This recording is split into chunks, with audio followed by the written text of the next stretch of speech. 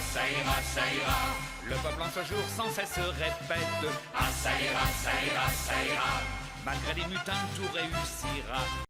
Any piece on a historical topic must begin by giving context and background on the subject matter. For this reason, this video on the French Revolution will begin with France before the Revolution. Let's start with a tour of the scene. France at this time is a country of about 27 million people. It is 277,200 square miles, not including its colonies. The people themselves are overwhelmingly Catholic, about 97% so, and mostly live in rural areas. In fact, only 20% live in cities. Despite their small share of the population, the cities of France were growing fast over the 18th century. Paris gained 100,000 denizens, while Bordeaux and Nantes doubled in size, followed by Marseille and Lyon, who gained more than half their populations. About one-third of the people had no means to support themselves, and two-thirds of them were illiterate. Despite being homogeneous in some ways, the French were diverse linguistically. Most French citizens spoke a language their king would not comprehend. How were these people governed? The highest courts in the land were the 13 parliaments, created in 1278. They had the power to reject the king's decrees through remonstrances, though ultimately they must yield to the lit de justice, or bed of justice, of the king and register the laws he commands. The king himself was aided by intendants, who oversaw their generalites and wielded vast powers such as appointing lower government officials, implementing laws, maintaining law and order, sustaining infrastructure, and more.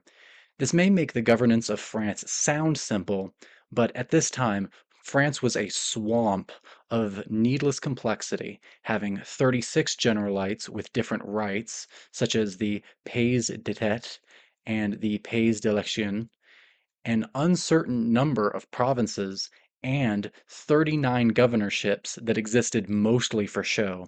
To make matters worse, these territories are divided again by the Catholic Church into 136 dioceses and 18 archdioceses, and each area would have different local laws and even different units of measurement. King Louis XV had assigned a historiographer to compile all the laws of the land, perhaps in an attempt to form the bare bones of a constitution, but this plan never came to fruition. Fortunately, you don't need to know all of those divisions of French society. However, you do need to know about the estates. France is divided into only three estates, the first estate being the clergy, the second estate being the nobles, and the third estate is everyone else. Starting with the first, the clergy were roughly 140,000 strong, but the number of parish priests was half of what it was 100 years ago. The parish priest was a vital part of village life, given he was often the only one with an education and was also a leader in his community.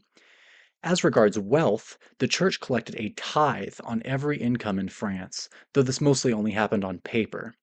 The church did own one-tenth of the land in France.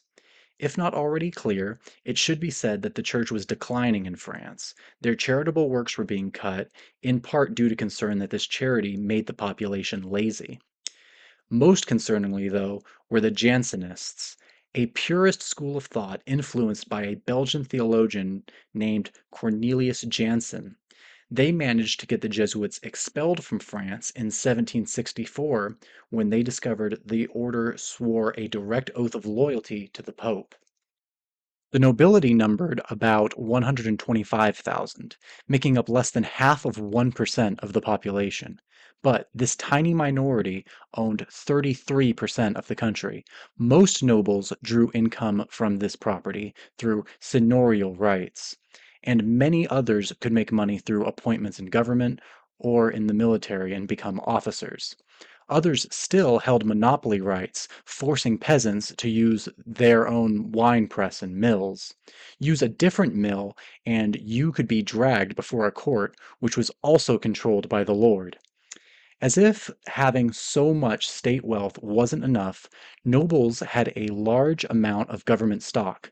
Up to one quarter of the church's money found its way into noble hands. And they also held the highest positions in the Catholic Church, too. The nobility and the church alike benefited from tax exemptions as well. Even death was a privilege for a noble. When they were to be executed, they would be decapitated rather than hung. The latter was a death fit only for a peasant. The third estate warrants the most examination. First are the wage earners in cities. These are glaziers, potters, cobblers, brewers, etc. Legally, you could only practice crafts like this by working through an officially recognized guild, though unofficially it was possible to practice them through companèges, which would help workers find jobs, shelter, protect their wages, provide leisure, and they could organize strikes. After working 14 to 16 hours a day, poorer workers would spend one third or possibly even half their income on bread, which was about three-fourths of their diet. It should come as no shock, therefore, that when bread rose in price, these people became unruly. The best example was the Flour War of 1775, caused by a poor harvest and a laxing of price controls on the bread. The unrest wasn't a true war, but was mostly a bunch of riots that were eventually brought under control. Also, part of the Third Estate were rural people. They worked in the most important part of the economy, farming. If there was little bread, bread prices would go up. If bread went up in price, people would have less money to spend on other parts of the economy. During the late 18th century, most of them were small-time growers, and this period would be very difficult for them. The last part of the last estate we'll be looking at are the bourgeois. These are the business owners in the economy. Their numbers had grown quickly as well, going from 700,000 in 1700 to 2.3 million in 1780, tripling over the course of 80 years. Their industries grew mostly around ports and shipping so they could partake in the lucrative Atlantic trade, Bordeaux being the best example. It's not surprising this trade was so lucrative, given French trade quadrupled from 1716 to 1789. The bourgeois often dreamed of becoming nobles, purchasing government positions known as venal offices, owning vast tracts of land, collecting seigneurial dues, and marrying into noble families. Indeed, most bourgeois families did not stay bourgeois. If they could afford it, they became landowners and or nobles. Jews and Protestants were an exemption, as they were forbidden from either of those things by law. A small but important aspect of bourgeois life were Masonic lodges, holding 210,000 members across their 600 lodges. Here, members would discuss Enlightenment ideas, much to the disdain of the Pope.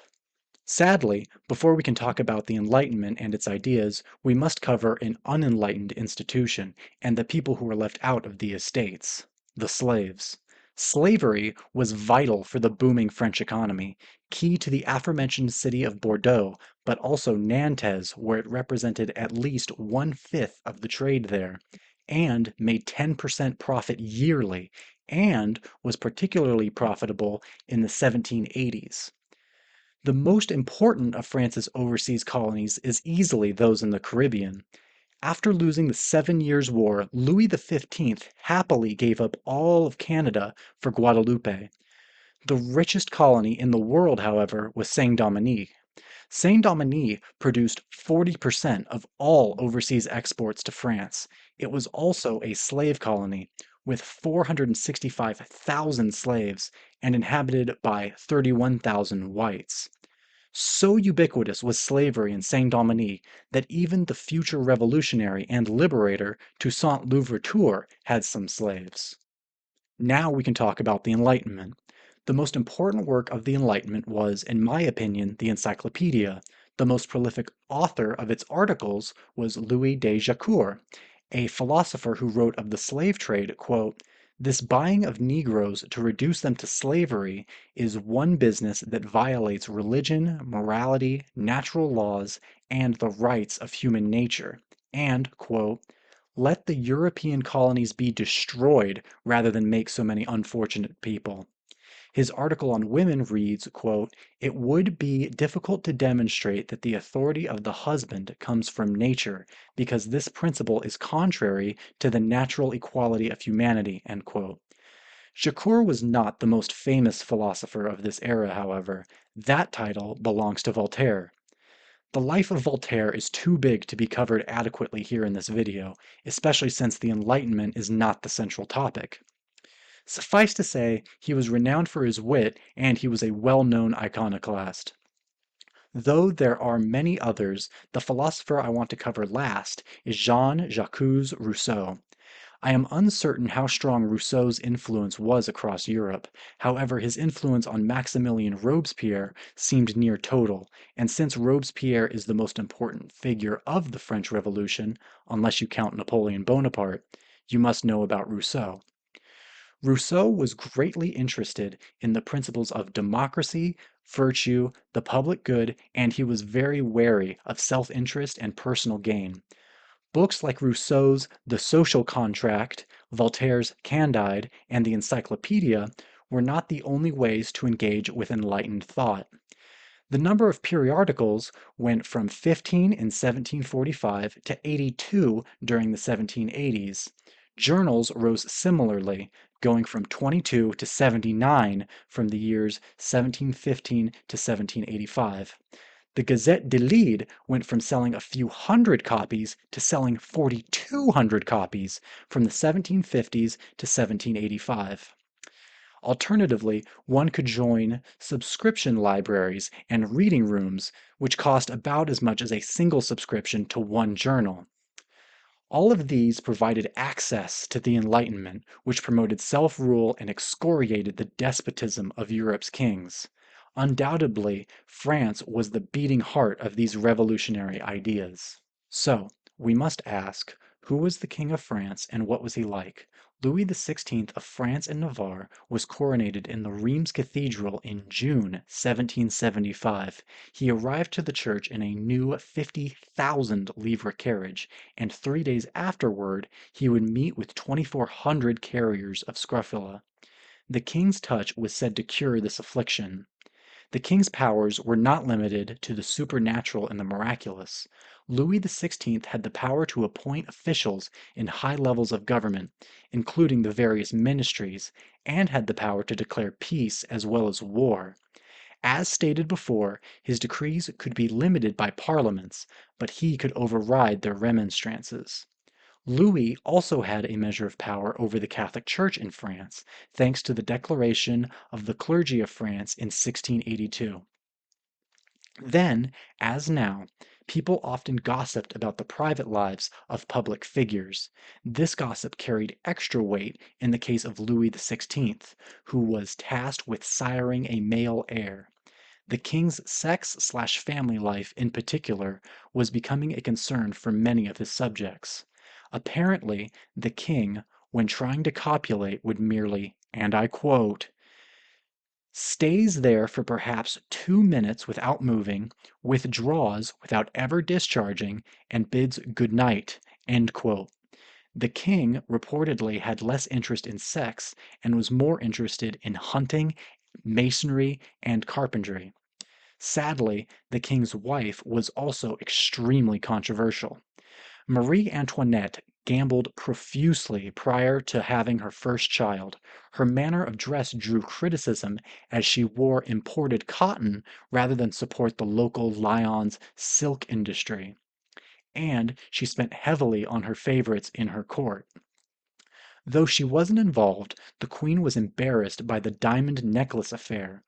In it, Cardinal de Rohan bought a diamond necklace, thinking Antoinette wanted one. In fact, he had been duped by forgeries, and he was later declared innocent by the Paris Parliament. Cardinal de Rohan was dragged to the notorious prison called the Bastille, however. This is the state of France. The next chapter will describe the events that lead up to the storming of the Bastille. Ça ira, ça ira, ça ira. Réjouissons-nous, le bon temps viendra. Le peuple français, jadis acquilla, l'aristocrate qui mea culpa. By the late 18th century, France was in a debt crisis. France had lost the 7 Years' War, as we briefly touched on before. Its own East India Company was barely breaking even, while France's rival, Britain, was bringing home 3 times what it spent. More crucially, however, were the expenses of the American Revolution. Ironically, France had won this war, but they were not made rich off of it. To the victor go the spoils was certainly not applicable here. The American Revolution cost France 1 billion livres, over twice the state's yearly revenue. Worse still, a tax called the Vingtieme was set to expire 3 years after the war's end in 1786. Cologne, the Comptroller General, was borrowing money at this time as well. Cologne was a capable intendant.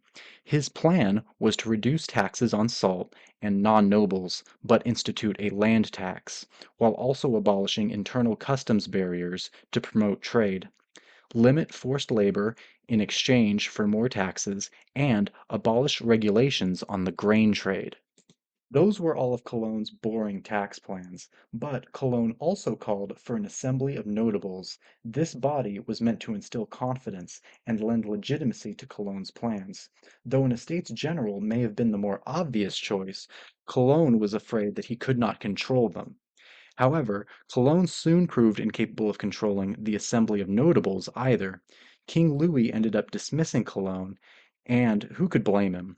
His plan had backfired spectacularly. The debt of France would become someone else's cross to bear. The new man was named Brine, and he was soon bumping heads with the notables as well, one of whom, Lafayette, was now calling for the Estates General.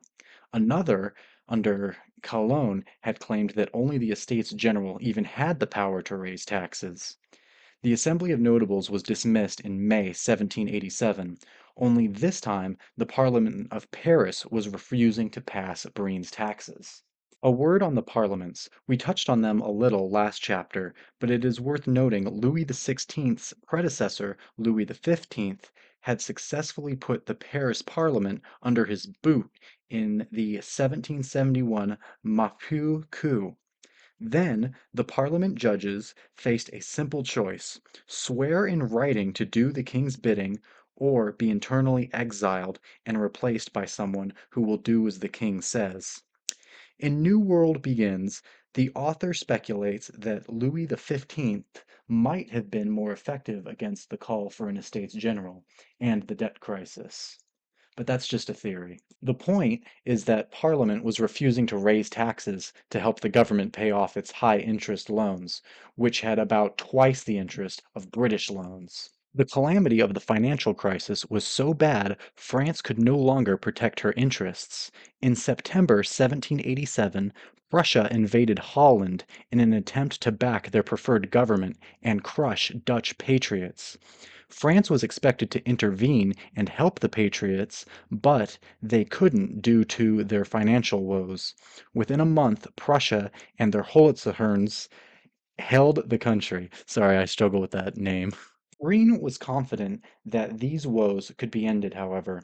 On November 19th, 1787, the king came before Parliament in hopes of registering Breen's reforms.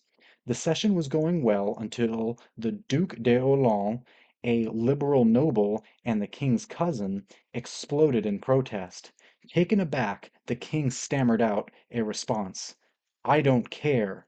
It's legal because I wish it," he said. This was disastrous. For the king's opponents, it was doubtlessly a display of despotism reminiscent of Louis XV when he said, quote, "It is to me alone that legislative power belongs, without any dependence and without any division."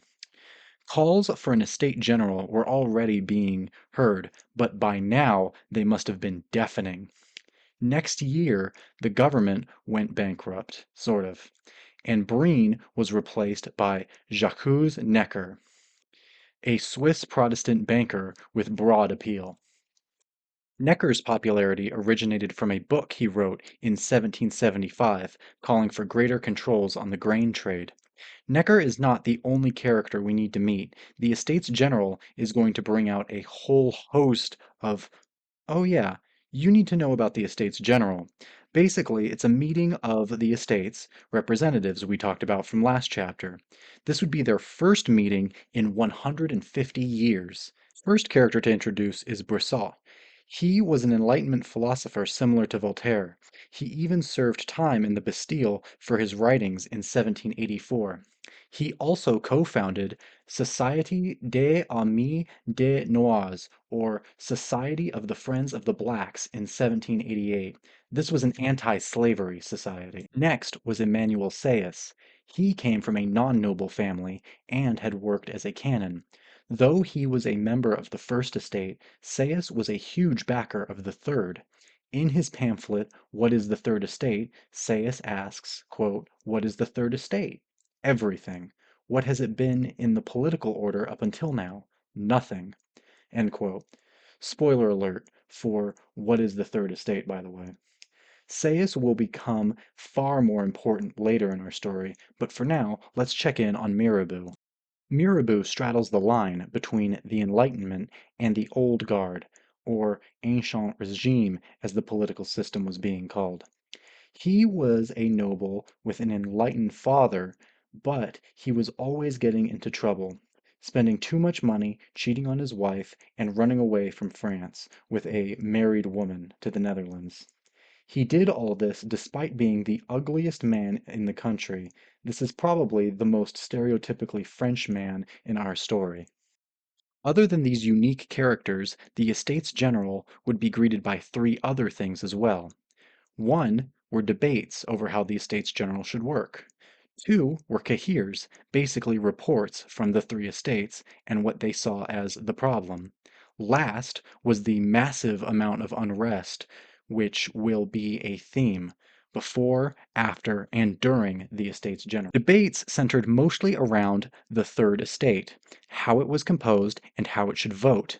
The Third wanted two things. One, to double how many deputies they got at the Estates General, and they wanted all deputies to vote together rather than each estate gets its own vote, where the first estate gets one vote collectively, the second estate gets one vote collectively, and the entire third estate still only gets one vote collectively. Calls to, quote, double the third rang out from the capital of Brittany in Rheims and an influential banker named Claude Pierre's chateau, which had assembled many notables. On December 27th, 1788, Louis XVI doubled the third, but did not grant voting together. A second assembly of notables said that the Estates General should decide how they vote, and Necker agreed. The Cahiers, or list of grievances, of all three estates were united in their distaste for absolutism, much to the chagrin of Louis XVI. The Cahiers also had issues that would sound comical to our 21st century ears, like eliminating taxes on salt, harsher punishments for horse thieves, and the clergy being wary of shops that sell alcohol. Less whimsical were the riots and plight of the poor, which were inextricably linked. The greatest of all the civil unrest occurred simultaneously with the peak of grain prices on July 14th, 1789. Bread could take up as much as 9/10 of a worker's salary at that time. In large parts, these prices were caused by a freak storm and droughts followed by a cruel winter. One of these storms was a barrage of hail that was strong enough to kill birds. Paris, the beating heart of French society, was said to be swarmed by 80,000 unemployed people. In Marseille, crowds attacked government officials and looted warehouses, carrying food and shouting, "Long live the king," or "Vive le roi." Reims, the city that called for the Estates General, suffered 3 dead and 60 wounded in a clash between law students and, quote, "supporters of the privileged," end quote. In Grenoble, Parliament supporters threw roof tiles at royal soldiers in what came to be known as the Day of the Tiles. Back in Paris, it was erroneously reported that someone said workers' wages were too high, and this caused the Rebellion riots, which killed 300 to 900 people, making it the deadliest of all these disturbances, though it was not the most famous. Next month, after the Rebellion riots, the Estates General finally met. Let's look at the character of all of the estates. First off, they're all dudes. This was challenged by a pamphlet called Remonstrances, Complaints, and Grievances of French Women, where it was argued women should have a seat at the table, but this never happened, and we're moving on. The Third Estate had practically no peasants. About 2 out of 3 of them practiced law, with 218 of them being judges and magistrates, while 181 of them called themselves lawyers. Most of these men had a good amount of money. As a fun aside, they even had 60 nobles and several Protestants. Wow! The Second Estate was filled with men of long lineages, but small amounts of resources. They should not be thought of as liberal or enlightened like Mirabeau. 80% of Second Estate deputies were military men. First Estate deputies were mostly local pastors known as parish priests, not high-ranking bishops, archbishops, cardinals, and so on. The King of France was rightfully worried that these men would push for concessions from the nobility. The Third Estate was still mad about not getting to vote by head. So, the day after the Estates General convened, Mirabeau convinced the deputies to resist any action until the other estates were with them. The nobility were far less organized than the Third Estate, and failed to act so decisively.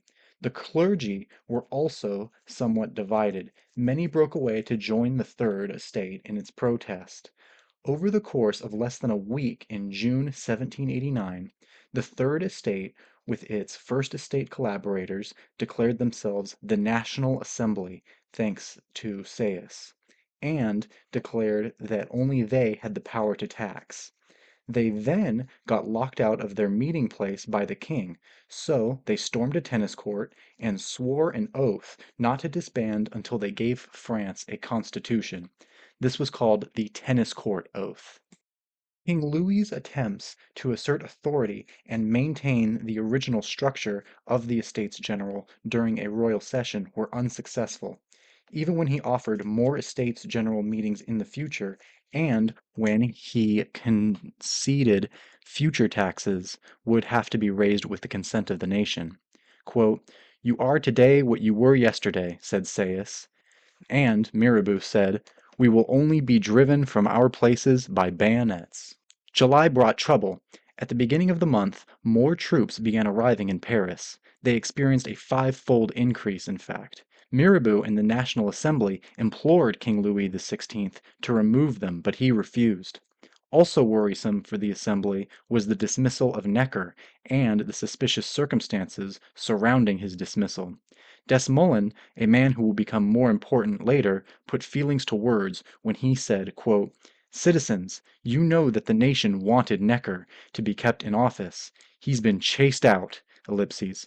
After this, there's no telling how far they will go, ellipses. To arms! To arms!" End quote. Troops were powerless to stop the chaos that was unfolding. At one point, soldiers abandoned the Tuileries Palace. After they'd left, the people armed themselves, destroyed toll gates, and stormed an abbey, seizing its grain. Lastly for this chapter was the fall of the Bastille, a great imposing fortress that was ultimately captured by 8,000 Parisians. There was an attempt to take the commander, Delaunay, alive, but in the struggle he was killed by the crowd. Ditto for the effective mayor of Paris, Féliciès, who was accused of trying to aid the Bastille's fortress by means of trickery. It was July 14th, 1789, now called Bastille Day. It is still celebrated in France even now. Ah, ça ira, ça ira, ça ira. Suivant la maxime de l'évangile. Ah, ça ira, ça ira, ça ira. Du législateur tout s'accomplira. Celui qui s'élève, on l'abaissera. Celui qui s'abaisse, on l'élèvera. After the fall of the Bastille, King Louis XVI caved. Louis recalled Necker, ordered troops to leave Paris, and recognized the National Assembly. This news was greeted enthusiastically. It was also during this time that the tricolor of the French flag was born, coming from the red and the blue of the Duc d'Orléans, but more importantly meaning Paris, and with the white coming from the monarchy. The latter was an idea of Lafayette. Outside of Paris, however, the French people were gripped by what historians call the Great Fear, which is actually a different episode than the Reign of Terror. But anyways, the Great Fear was prompted by rumors that nobles looking for vengeance after the fall of the Bastille had hired bandits to sabotage the grain harvest. Once the people in the countryside had armed themselves, they attacked abbeys and chateaux. These disturbances would peak on July 27th, 1789, though the most infamous episode occurred on the 22nd, when two nobles were lynched. One of them was decapitated and was made to kiss the other noble before he himself was killed. As much as late July was remarkable for its lawlessness, August would be renowned for its laws. On August 4th, 1789, deputies of the Assembly convened. The excitement started when Duke d'Aiguillon proposed abolishing his tax privileges. From there, it was an absolute avalanche of reforms. Special hunting rights and lords' courts were also gone. The session would extend into August 5th. Peasants would still have to pay dues, but it would be based on, quote, property rights, end quote. In place of a lord's private court, the state would provide free courts whose laws would be similar or the same everywhere in France. Nobles were not the only ones to lose out, though. The church lost its right to tithe and would have to be funded another way. At the end of August, the Assembly launched the Declarations of the Rights of Man and Citizen, to the dismay of Mirabeau. The Declaration is a sort of Bill of Rights for France, with 17 articles. The first one states, quote, "Men are born and remain free and equal in rights. Social distinctions can only be justified if they are useful to the community." End quote. Article 6 sparked ferocious debate and was indeed the most contentious at the time, as the deputies struggled with the wording to create merit-based institutions and ruin the privileged institutions of the ancient regime. Article 10 was based around religious liberty. While the debates may not have been as fierce, religion and its place in society would be an enormous issue during the French Revolution. The deputies of the National Assembly were divided along ideological lines, as well as into various clubs. The political terms left and right come from the French Revolution, with supporters of the revolution on the left side of the hall and their more conservative counterparts on the right. In fact, the father of conservatism was a man named Edmund Burke, who is a famous critic of the revolution. An important right-wing faction were the Monarchians. These advocates for the monarchy wanted to create a constitutional monarchy where the king had the power to veto laws. They admired the English model of governance and the House of Lords. The most important group on the political left were the Les Amis de la Constitution, or the Friends of the Constitution, or just Jacobins. Another friend coming up during this time is the Friend of the People, a newspaper operated by Jean-Paul Marat, a man who was particularly vitriolic. He would support direct action to achieve political aims, as well as purging the legislator. Marat was not alone in his radical politics, but other than the populist Jacques René Herbert, no other writer could be as noteworthy. It cannot be said whether men like Hebert and Marat helped create all the unrest in Paris, if they merely profited off of it, or a mixture of both. We don't know what the world looks like without these men. What we do know is that in October 5th, 1789, Parisians began marching towards Versailles. The National Guard under Lafayette refused to shoot the women-led protesters. While Lafayette was incapable of stopping the march itself, he was able to appease them by getting the king and queen to agree to move to the Tuileries Palace in Paris. The National Assembly would follow and try to get back to the work of governing the country and getting France a constitution. To this end, the Assembly created a way for martial law to be activated. Now that they were comfy in Paris, the deputies began a total upheaval of the Catholic Church in France that would make France's previous conflicts with the Vatican look like child's play. The debt of France was estimated to be 700 million livres and was supposed to only get worse by next year. This debt pushed the Assembly to nationalize church lands. Ultimately, no one else had serious proposals for getting the government enough money to pay the debt either, and the church land was nationalized in November. This bounty accounted for 6 to 10% of the wealth in France, and an eighth of all families in the kingdom would end up buying some of this church land. The Assembly passed other significant reforms. They created 44,000 communes, which were reflections of parishes during the ancient regime.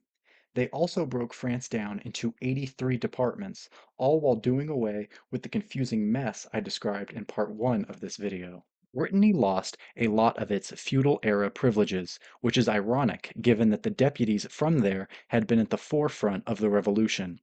Local cities could also lose the prestige that had formerly been granted to them, like Toulouse. These changes, however, were nothing compared to the seismic consequences of selling church land. Talleyrand, the bishop who proposed seizing church land in the first place, recognized that selling all the land immediately would decrease its value on the market. Thus, he proposed issuing paper, the would-be stand-in for church property, well, formerly church property. These assignats, as they were called, were never meant to be treated as money, but as the state lost sources of revenue and gained more expenses, printing assignats became irresistible. Deputies of the First Estate who had once joined hands with the revolutionaries during the tennis court oath days were now doubtlessly having second thoughts as they were losing the most. Catholics were extremely peeved that their religion was not going to have a status above that of Judaism or Protestantism, and they were not mollified by the fact that only their religion would get state backing. This caused disorder, the worst of which was the Brawl of Nimes, where Catholics fought for days against the disproportionately Protestant National Guard. Much more than a mere brawl, this street fighting left over 300 people dead, mostly Catholics. But the biggest sectarian fights would come from the passing of the civil constitution of the clergy.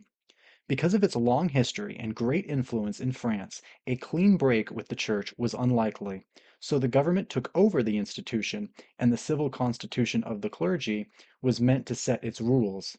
An interesting part of the Constitution was that people would now vote for their clergy. This caused issues, as some feared it would mean non-Catholics could vote for priests and bishops. The deputies then imposed an oath. Any clergy unwilling to swear an oath to the Constitution would be dismissed. They would be called non-jurors or refractory priests, as opposed to constitutional priests who did take the oath. About half took the oath. Indeed, they risked incurring the wrath of the Pope himself, who had denounced the civil constitution of the clergy. Though most priests reflected whatever their flock thought, a constitutional priest was likely to have parishioners who liked the constitution of the clergy. One man who had serious misgivings about the civil constitution of the clergy, got it right that time, was the King of France himself. France's slave colony, Saint-Domingue, was also ripe for reform. Though the Assembly voted not to abolish slavery in March 1790, there was an abolitionist element. Brissot's Society of the Friends of the Blacks caused consternation among the island's slave owners. The Assembly would also deny mixed-race people rights unless their parents were free and legally married.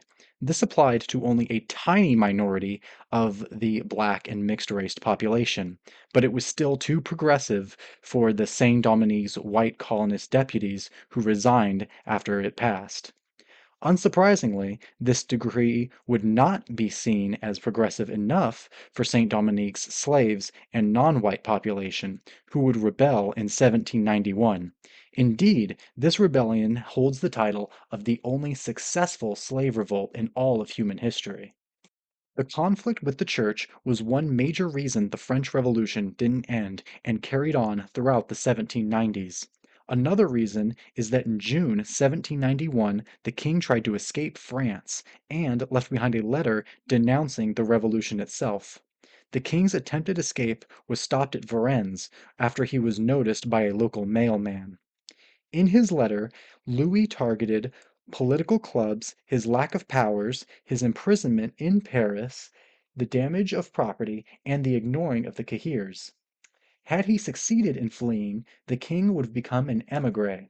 These were usually nobles who became disillusioned with France and fled to nearby countries, notably Count d'Artois, who left shortly after the fall of the Bastille.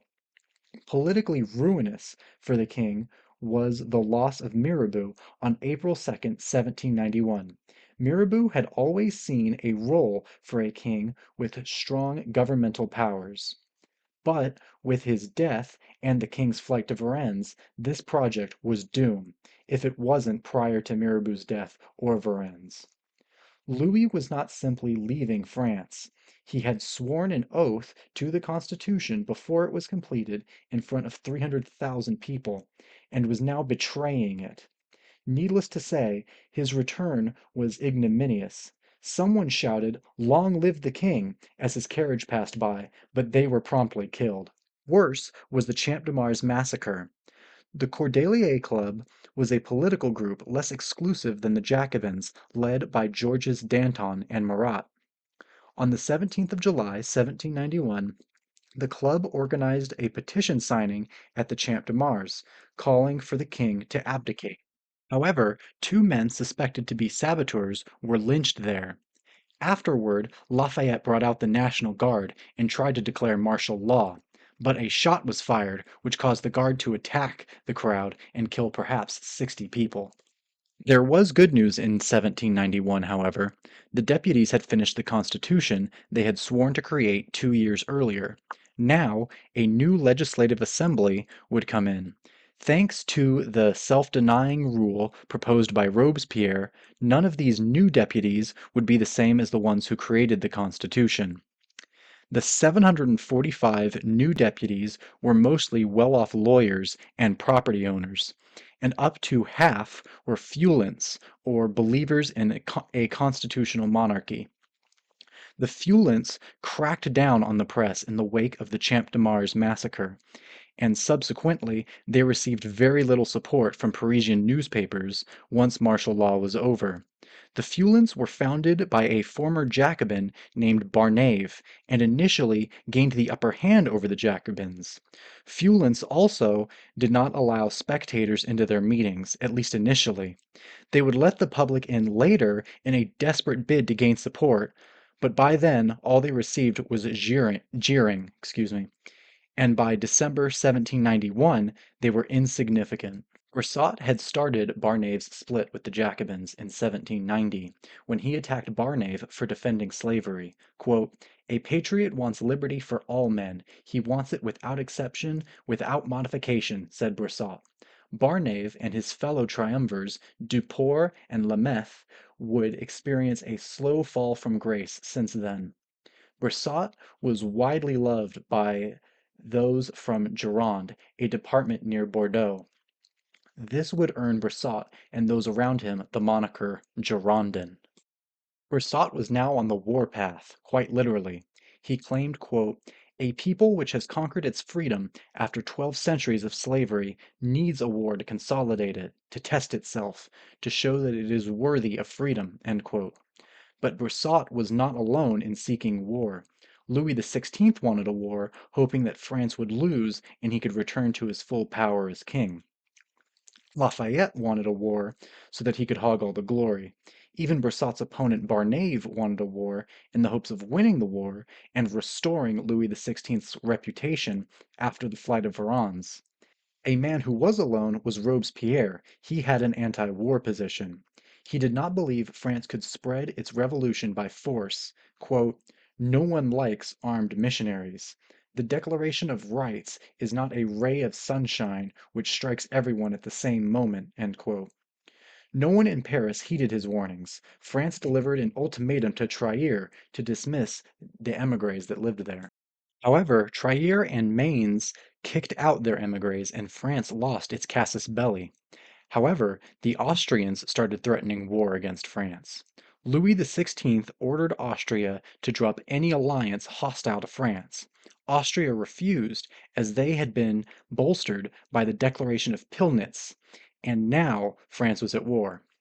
Pillnitz was a statement by Prussia and Austria where they expressed concern for the King of France after Varennes, and alluded to actions to restore his authority.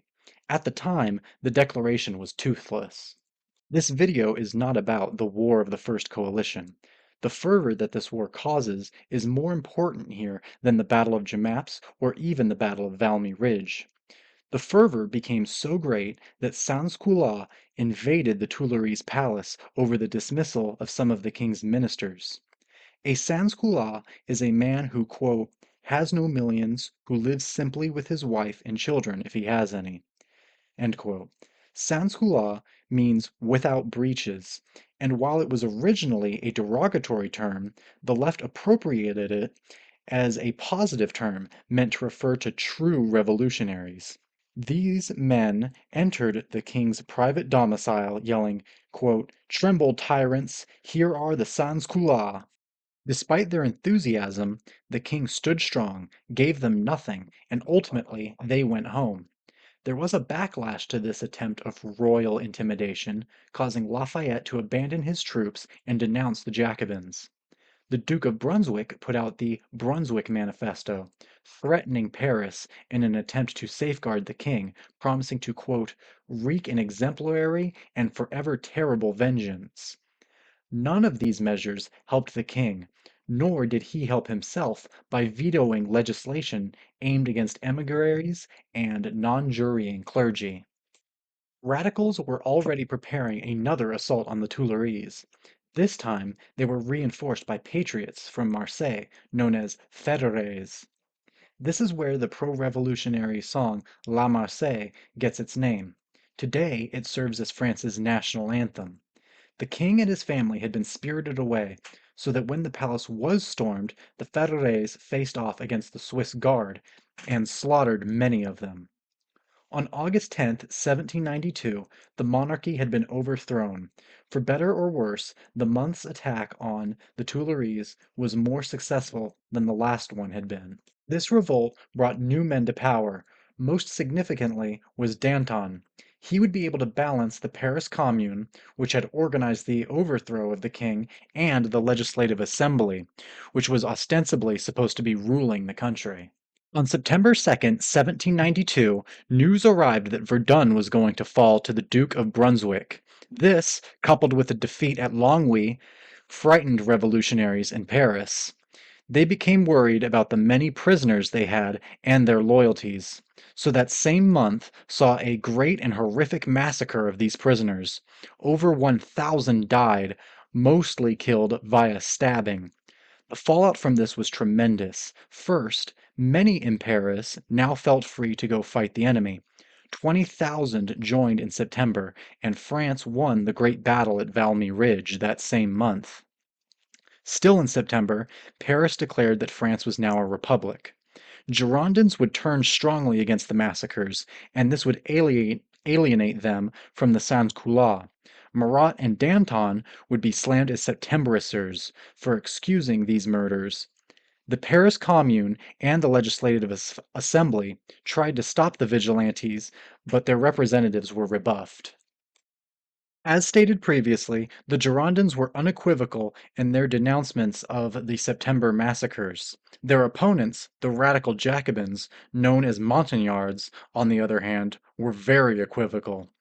Now they would have a new issue to fight over: what to do with the king. On November 20th, 1792, the deputies found a secret lockbox filled with Louis XVI's private messages. Next came the flurry of votes trying to decide the former king's fate.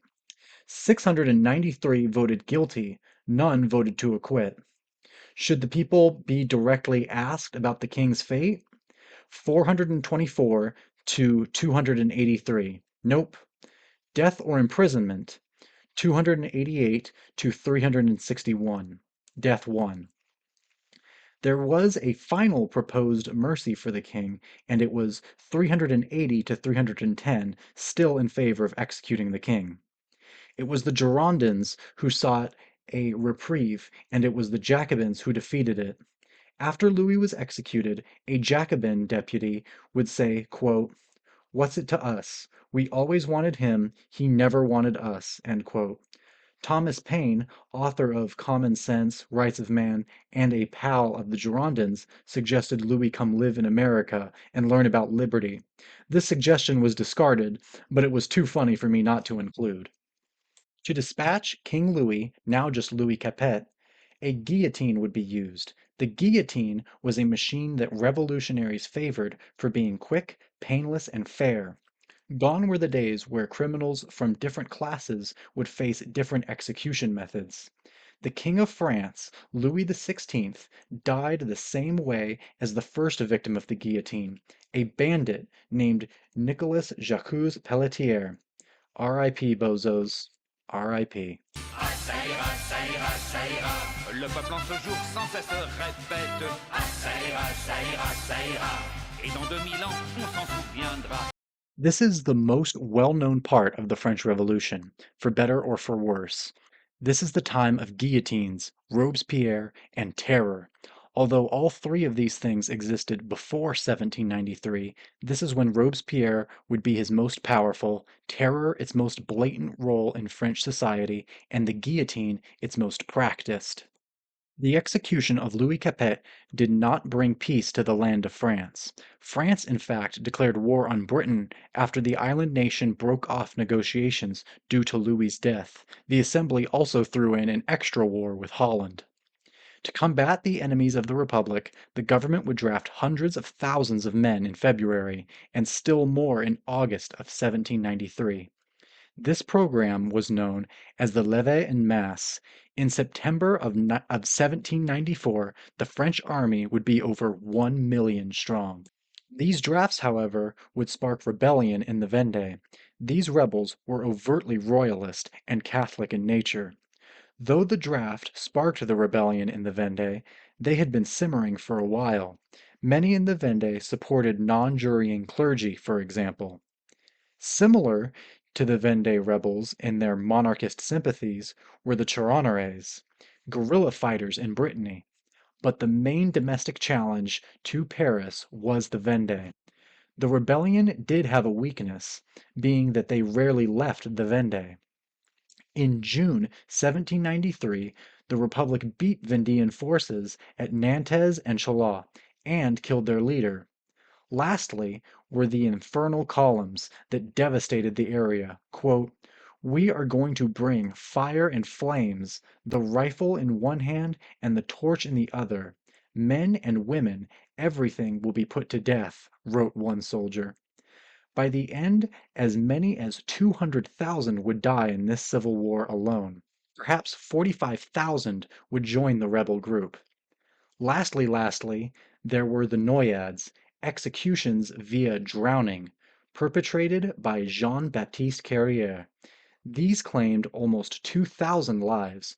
The crimes in the Vendée were so great I almost forgot one. Less atrocious were the Federalist rebellions. On paper, the revolts were serious, claiming France's second, third, and fourth largest cities. In reality, they often had trouble recruiting men for their cause. These rebellions had royalist influence, but many simply felt Paris was too onerous.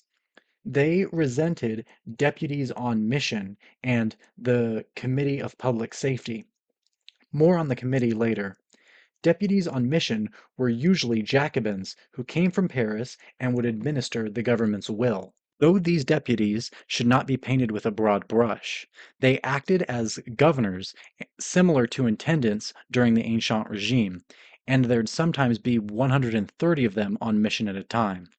Anyway, Marseille would be the first to throw down the gauntlet.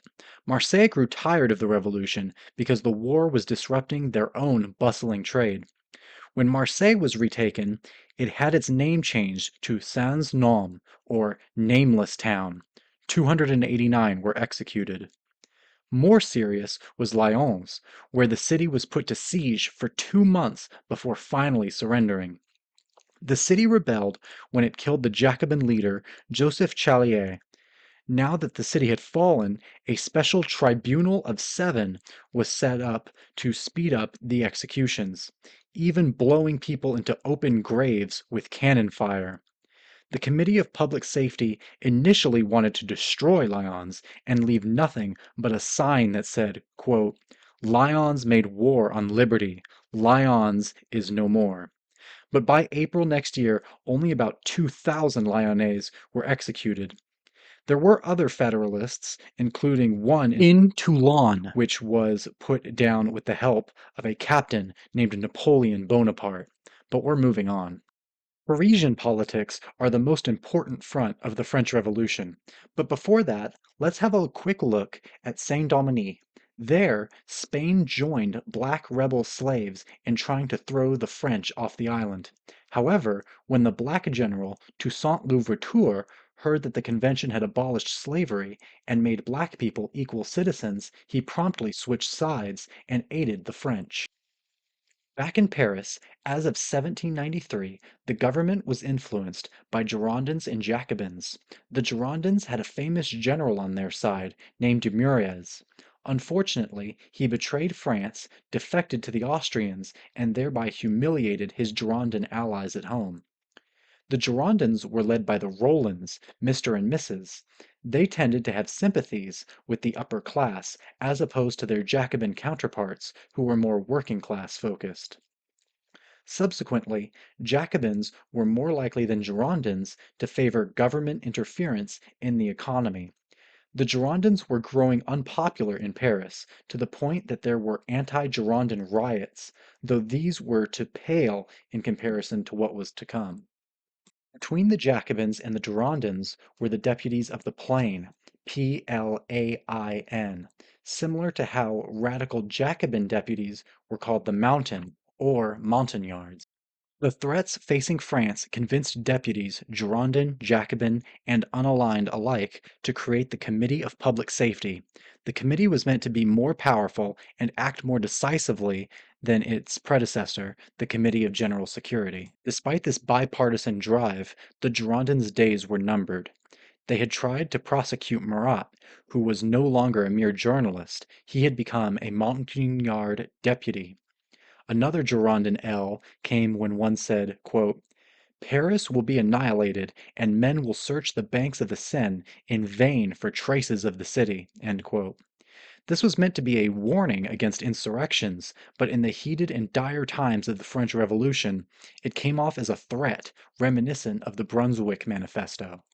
The death blow to the Girondins came on June 2nd, 1793, when they were overthrown by the Sans-Culottes with the connivance of the Jacobins.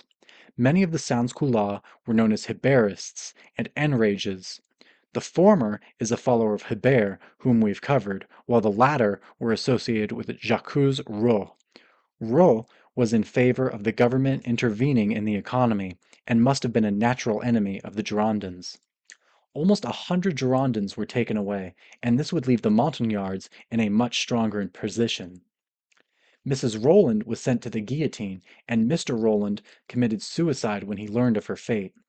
The Jacobins were ultimately doomed by their compromises with royalty, their inveighing against the Sans-Culottes, and by the Federalist revolts/wars, which heightened the tensions in Paris and made their expulsion seem like a matter of national security. On top of these executions carried out by the state, there were famous or infamous murders of Jacobins. The Jacobin leader of Lyons was killed, Joseph Charlier, who we've mentioned. Le Peletier was assassinated for voting in favor of executing King Louis, and most well known was the killing of Marat by Charlotte Corday. She was a Girondin from the Federalist city of Caen. Marat's murder in particular seemed to feed Jacobin paranoia that traitors were everywhere and could be anyone, even a seemingly sweet young lady.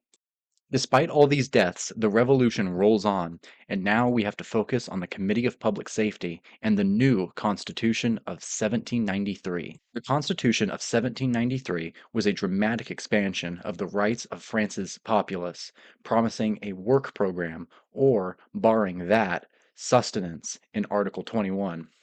It promised education in Article 22, quote, instruction is a necessity for all. The right to overthrow the government is promised in Article 35, and more. All told, this new Constitution's Declaration of Rights was twice as long as the one in 1789.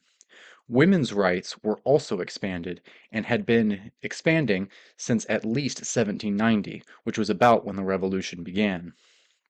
As great as this Constitution was on paper, in reality it would be suspended until such a time as France felt safe. Quote, in the circumstances in which the Republic finds itself, said Saint Just, a Montagnard deputy, the Constitution cannot be put into effect. It would be turned against itself. It would protect attacks against liberty because it would not allow the violence necessary to stop them. End quote.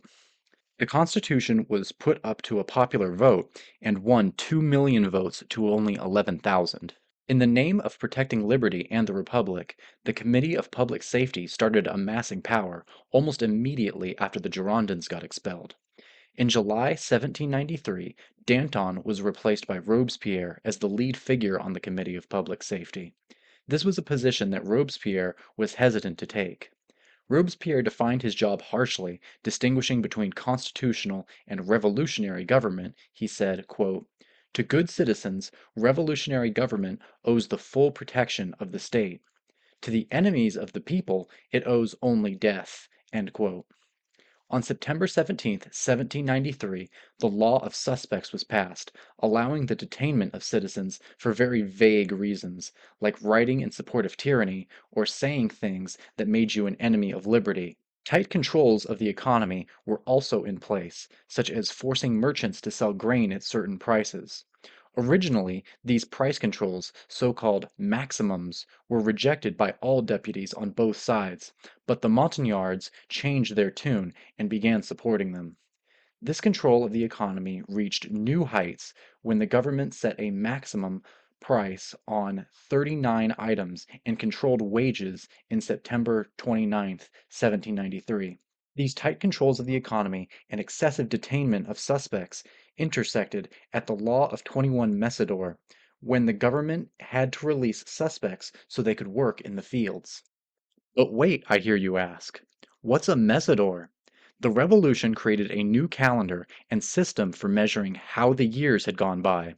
The years would not be measured from the birth of Christ, but from the birth of the French Republic in September 22nd, 1792. The calendar was implemented on October 24th, 1793.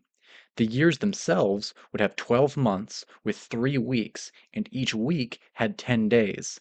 The names of these months were meant to coincide with seasons and physical conditions in France, rather than being named after Roman gods and despots, or being misnamed like the months from September to December. The names were created by Philippe Fabre d'Eglantine. New holidays would also be added to celebrate the fall of the Bastille, the execution of Louis, the overthrow of the monarchy, and the storming of the Tuileries Palace. While this may seem silly and extreme to us now, in the year 234 de la Revolution, the Revolution also created the metric system, which most of the world finds useful. Rationalizing the calendar was also a part of de-Christianization. During this period, churches were liable to be shut down, either by the orders of deputies or by the masses.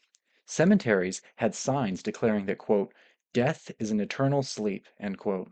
Priests and nuns were ordered to marry, and about 1/3 of parish priests gave up their positions during this time. Notre Dame was renamed the Temple of Reason. Robespierre, for his part, urged deputies against the idea that, quote, war is made on religion itself, end quote, and the convention affirmed freedom of worship on December 6. Robespierre did found a counter-religion to Catholicism called the Cult of the Supreme Being. This religion had a festival and found some support outside of Paris. The government began taking down the more radical elements of the Sansculotte. The leader of the Enrages, Jacques Reux, was arrested in September and would commit suicide in January of 1794. The revolutionary Republican citizenesses were also targeted. Speaking in their defense, Claire Lacombe said, quote, "Our sex has produced only one monster," she's referring to Marat's murderer, "while for 4 years we have been betrayed, assassinated by monsters without number of the masculine sex. Our rights are those of the people, and if we are oppressed, we will know how to provide resistance to oppression." This speech failed, and women's clubs were shut down. The Cordelier Club in March led an insurrection. Initially, the Jacobins tried reconciliation, but when the leaders, including Hebert, refused, the Committee of Public Safety attacked. The committee was newly invigorated by the return of Robespierre and was able to arrest many of the Hebertists and send them to the guillotine. The Sansculotte were victims of their own success. The levee en masse, the maximum, the terror, the law of suspects, and laws against hoarding were all successful Sansculotte initiatives. The government passing these initiatives made the Sansculotte divided on whether to topple the government or not, making the arrest and execution of Hebert child's play. Though it may seem contradictory, the government was locking up Hebertists and the enemies of Hebertists, known as the Indulgents. The Indulgents were created by Danton and were concerned about the excessive executions and detainments. Included among them was Desmoulins, who led the charge against the Cordelier Club. The first Indulgent to go down was the namer of the Revolution's months, Philippe Fabre d'Eglantine, who was being exposed for his corruption. Whether to include Danton and Desmoulins in Fabre's India Company scandal was controversial. Robespierre ultimately turned against Danton and Desmoulins. Danton and Desmoulins faced charges of, quote, aiming at the re-establishment of the monarchy. Robespierre prosecuted his own friends and said, quote, "We shall see on this day if the Convention knows how to break a false idol." He had them guillotined on April 5, 1794. Though Lindet, a colleague of Robespierre, would say of the charges, quote, "I am here to protect citizens, not to murder patriots." Many had hoped that the terror would settle down after the death of the Indulgents, the victory of Fleurus, and the festival of the Supreme Being. This was not the case. The passing of the law of 22 Prairial caused the Revolutionary Tribunal to go from a 50% conviction rate to an 80% conviction rate, and the law made death the only punishment it could issue. From March 1793 to June 1794, 1,200 people were executed in Paris.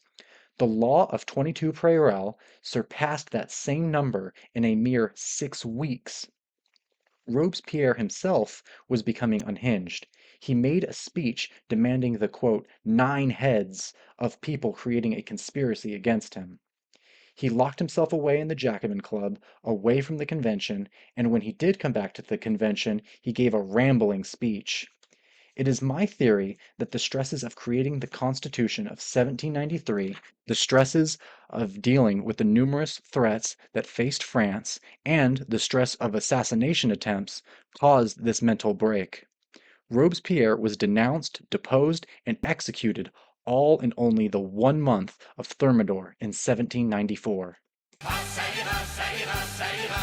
Nous n'avons plus ni nobles ni prêtres. Ah, ça ira, ça ira, ça ira. L'égalité partout régnera. Those who overthrew Robespierre had no immediate objective outside of defeating Robespierre. The Thermidorians, as they were called, were former Girondins, members of the Plain, who we talked about in Part 4, and Jacobins, who didn't like Robespierre. They were also less decisive than their predecessor.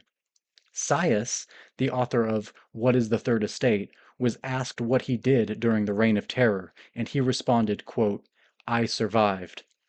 As we'll see, Sieyès is one of the most vigorous characters of Part 5, and the fact that he was only interested in survival during the Terror speaks volumes about the men who ruled France after Thermidor. The law of 22 Preal was repealed. Many prisoners were released, and while executions declined, former Robespierre allies were executed, like the public prosecutor during the Reign of Terror and the president of the Revolutionary Tribunal. The Revolutionary Tribunal was abolished eventually too. Anyway, an enraged leader known as Leclerc was released, as well as Pauline Léon, who was a leader of the Revolutionary Republican Citizenesses. But most importantly was the release of Gracchus Babeuf. Babeuf changed his name to match the Gracchi brothers, who were Roman land reformers. Babeuf was convicted for falsifying documents in an attempt to redistribute land to the poor. He was one of many who had hoped that the end of the Terror and of Robespierre meant that the Constitution of 1793 could be implemented. Soon, the Jacobins as a whole started facing much more ire, not just Robespierre and his immediate allies. 200 Jacobin clubs wrote to the one in Paris complaining about attacks and denouncements. A huge turning point was the Carrier trial. Jean-Baptiste Carrier was a deputy on mission to Nantes. He was successful in suppressing the unrest there, and he brought back 94 prisoners for trial. But from their trial, it soon became clear how cruel Carrier was. The 94 were acquitted, and Carrier himself was put on trial. He was guillotined, and a week later, Girondin sympathizers were released from prison. The convention went so far as to close the Jacobin Club. Jacobins at this time were slammed as, quote, blood drinkers by the right-wing press, covering the Carrier trial, and later by the convention itself, calling them Robespierre's tail. It was in this atmosphere that the Sansculotte antithesis grew. Sansculotte were known for their simple way of dressing, while their opponents, the Gilded Youth, or Jeunesse Dorée, dressed like dandies. They were closely associated to the Muscadins. These groups had a song they favored called "The Awakening of the People."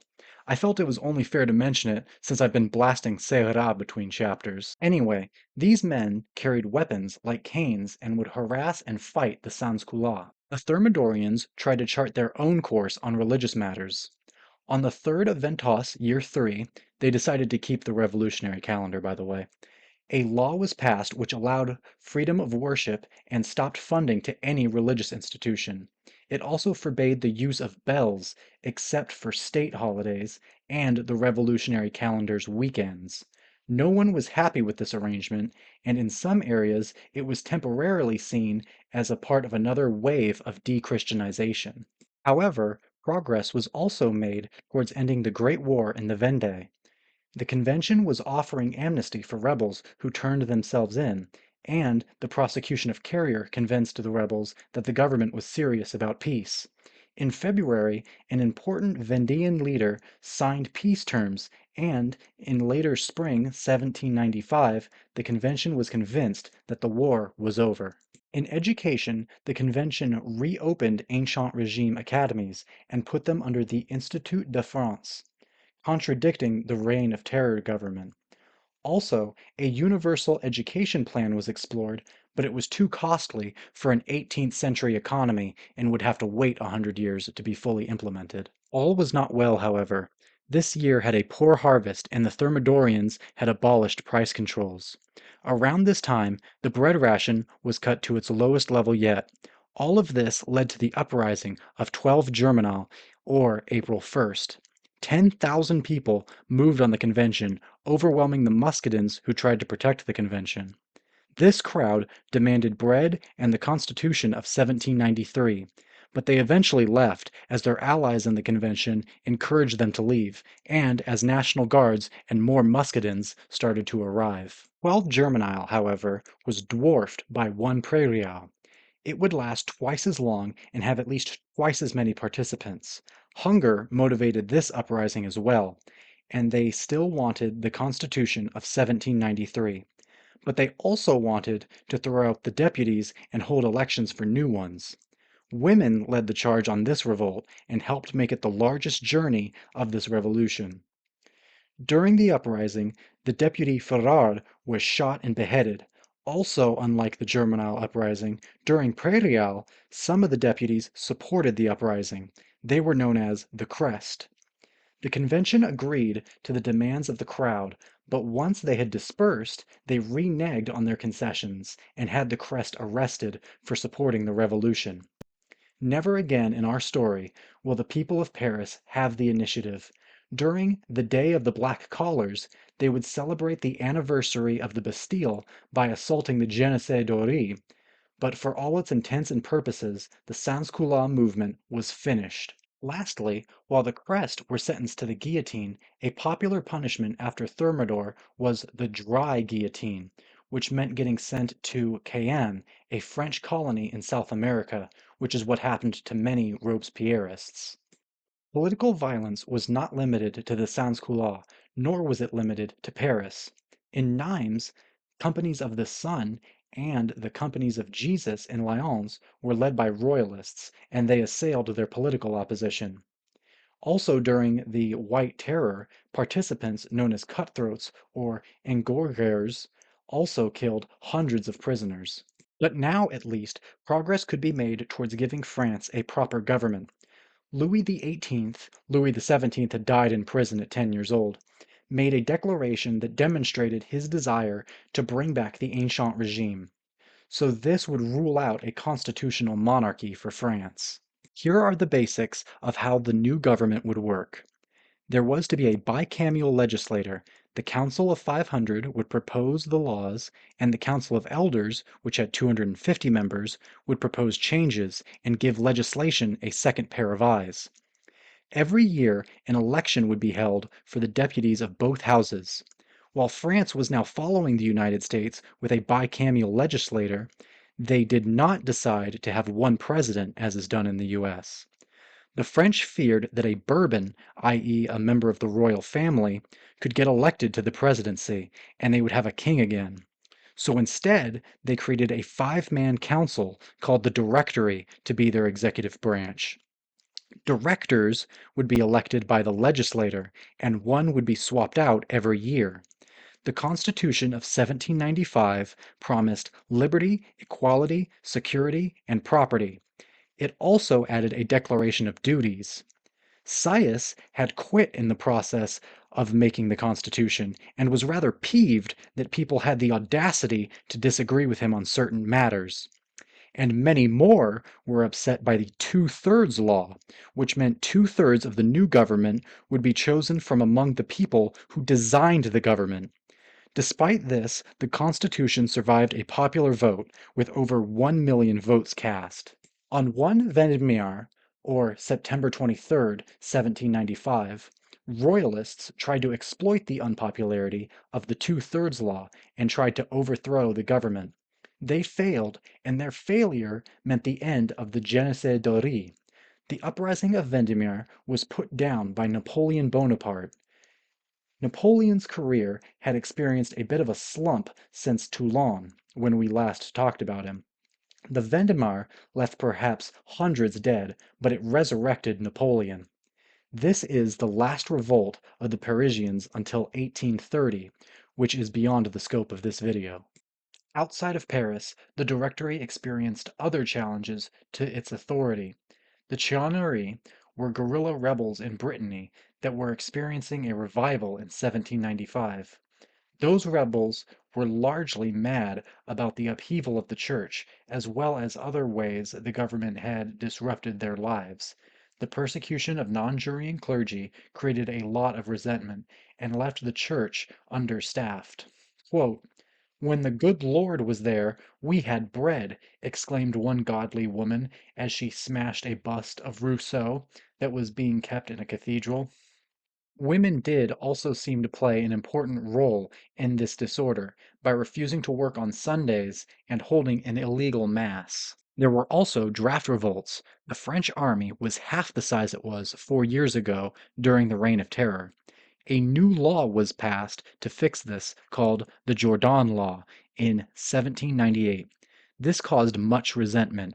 Draft dodgers, known as insignes, avoided authorities with the help of their community. Anti-draft rebels could have played a role in taking Toulouse, but this effort was ultimately a failure. Every year after its creation in 1795, the Directory would purge elements it didn't like from the government, except 1796. 1797 would see the coup of Fructidor, 1798 would see the coup of Floreal, and in 1799 there was the coup of Prairial. The Directory always tried to maintain balance between the royalists and the radical republican elements, so they always stayed on top. I will cover what the left radicals have been doing, then go into more detail on the various coups I mentioned, and lastly, I'll cover Napoleon, which will mean the end of the Directory, the end of the French Revolution, and most importantly, the end of this video. The Jacobin Club was destroyed shortly after the fall of Robespierre, but for those who loved republican governance but hated the Directory, there was the Pantheon Club. They favored the more radical constitution of 1793 over the current constitution of 1795. Eventually, they were shut down by Napoleon on orders from the Directory. Perhaps more radical than the Pantheon Club was Babeuf. After his release, he came to believe that private property should be abolished. He also created a newspaper called the Tribune du People. Despite his communist beliefs and a conspiracy he was brewing to overthrow the government, he was ultimately executed for advocating for the Constitution of 1793, not the other radical things he had done. Conservative Frenchmen had a club of their own called the Clichy Club. The members of this club ranged from pure monarchists to those who were mostly content with the new constitution. The Clichyans felt certain to win the first election in the Directory-era government. This feeling was more or less correct. About 230 deputies were up for election and 182 were replaced by royalists, though they weren't very well organized. But this election was nullified when 3 of the 5 directors purged the government in the Fructidor coup, expelling the other 2 directors along with 177 deputies. In the next election, anti-royalists appeared to be winning, but the government cast excessive doubts on the election and effectively canceled the results for at least 86 Jacobins, although it may have been as many as 127. This was the Purge of Floreal. The Purge of Prairial was a sort of Uno reverse card in that the legislator purged the Directory rather than the Directory purging the legislator. They ultimately got rid of 3 directors, leaving Sayes the new dominant figure in the government. Sayes would end up going farther, however, and would attempt to overthrow the government entirely. To help him, he would recruit Napoleon Bonaparte, though Napoleon was also looking to accrue more power as well. Napoleon, by this time, was an extremely accomplished commander. Not only had he saved Toulon, purged the Pantheon Club, and put down the Vendemiaire uprising, which we already covered, but he won more glory in Italy and practically conquered Egypt. On November 10th, 1799, they struck and launched the Brumaire coup, where the Bonaparte brothers, Lucien and Napoleon, used troops to clear out the Council of 500. A month later in Frimaire, Sayes, Napoleon, and a former director named Ducos would be made consuls. In case it wasn't obvious, Napoleon would soon sideline the other 2 consuls and would be declared France's consul for life in 1802. There were more details I could have shared here, but in my opinion, the French Revolution ends with the Brumaire coup. Anything further feels like it would belong in a video about Napoleon, and while I didn't cover a lot about his Italian or Egyptian campaigns, I think I've talked about the guy enough, and I'll save those campaigns for a future Napoleon video. Okay, so that concludes my video on the French Revolution. I hope you enjoyed it. I hope you learned something. I hope you found it interesting. If you did, any of those things, be sure to like, comment, and subscribe.